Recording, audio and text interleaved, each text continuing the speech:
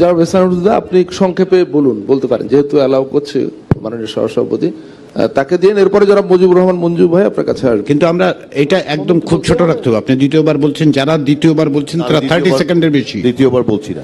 আপনাদের দলের পক্ষ থেকে তো মানে জোটের পক্ষ থেকে বলা হয়েছে, যদি ভিন্ন অবস্থান হয় বলুন। ঠিক আছে, আমি স্কিপ করলাম।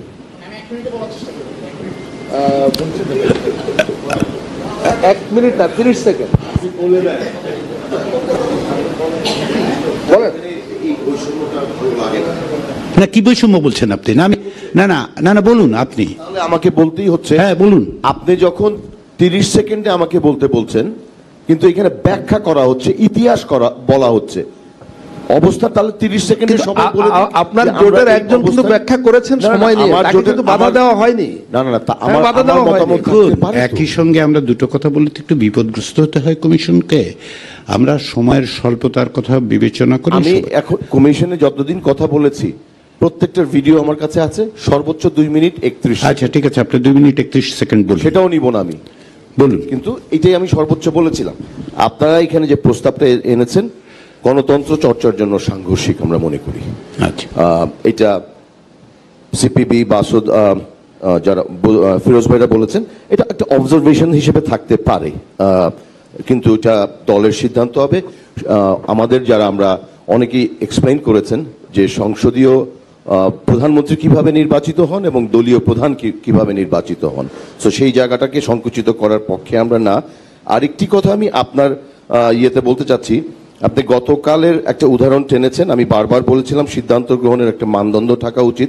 সেখানে আপনি গতকাল বলেছেন 7 জন মতামত দিয়েছে এবং সেখানে দেখা যাচ্ছে যে 3.5 হয়ে গেছে, সো 7 জনের মধ্যে। তো সেই জায়গাটাতে আজকেও যেভাবে মতামতগুলো এসছে, সেইখানে বেশিরভাগ দল হয়তো বা বলেছেন যে 2 জনের ব্যাপারে, আমরা সহ আরো কয়েকটি দল বলেছে যে এই বিষয়টি আমরা মনে করি থাকা উচিত নয়।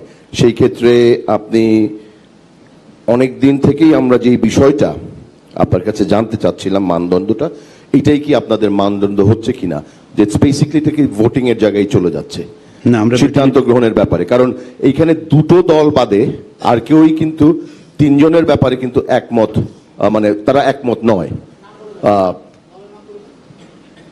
এনসিপি এন্ড জামাত ইসলামী, উনি নাম জানতে চেয়েছেন, আমি বললাম যে এরা তিনটি বিষয় 3 জনের না, জামায়াত ইসলামের অবস্থান তা নয়। না, তারা ওনারা বলেছেন যে ভবিষ্যতে সেটার ব্যাপারে তারা চিন্তা করবেন। যাই হোক, তো এর বাইরে যে অধিকাংশ দল যেটা বলেছে যে 2টি পদে থাকতে পারবেন, একটি পদের ব্যাপারে তাদের আপত্তি আছে। এবং আমাদের কাছে যেটা মনে হয় যে এটা অ্যাজাম্পশন যে ওনাদের দল বা যাদের আপত্তি আছেন তারা ক্ষমতায় যাচ্ছেন না, যারা যাচ্ছেন তাদের ব্যাপারেই তাদের আপত্তি, তাদের দলীয় প্রধানমন্ত্রী থাকতে পারবেন না। এই বিষয়গুলোতে আমরা গণতন্ত্রকে হাত পা বেঁধে দিচ্ছি। ধন্যবাদ।